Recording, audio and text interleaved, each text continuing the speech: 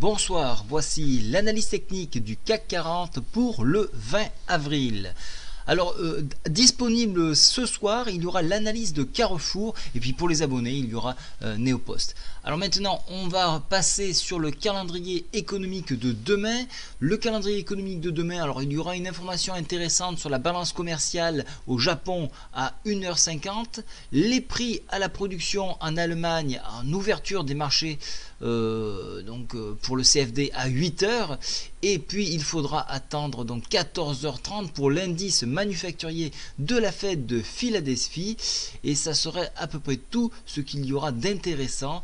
Le discours, je ne tiens pas compte des discours puisqu'on arrivera sur clôture, donc on ne pourra pas en bénéficier.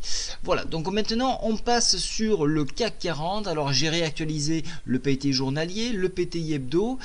Vous le voyez, à quelques points près, on est venu chercher le support que je vous avais proposé hier.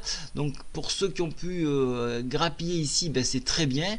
C'est très bien, vous voyez qu'on est en train de vouloir rebondir sur ce support-là. Donc ça, c'est intéressant de voir en détail. On va essayer de voir si réellement c'est un rebond technique ou si c'est une pause dans la baisse. Alors déjà, d'un point de vue, donc là nous sommes en journalier, ce mouvement là et donc ce Marubozu est très souvent, ça c'est les cours, est retracé de 50%. Donc effectivement, on pourrait revenir chercher le sommet en pince de la vague précédente qui se trouve donc à 5034, 5032, voilà, je vous le mets ici.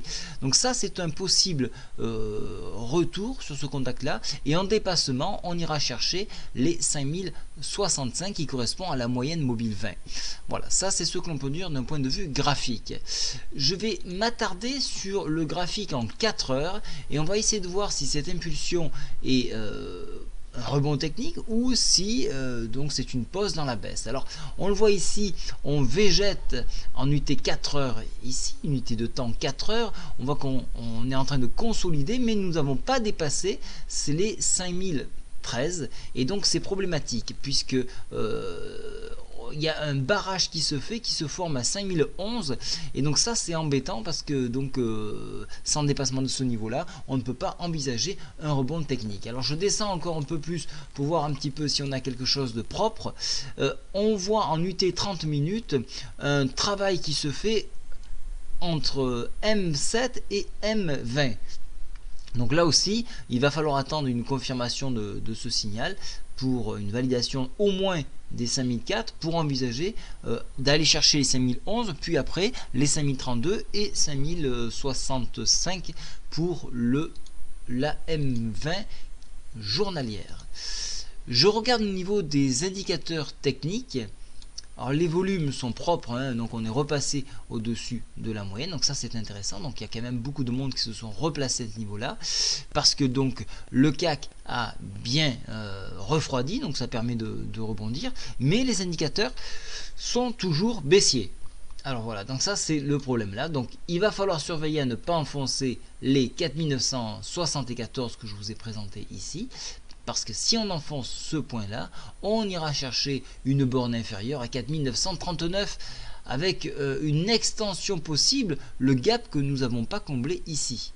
Vous voyez ce gap là, un gap qui est de 4867 à 4000. Alors j'essaie d'être précis, 4897, voilà.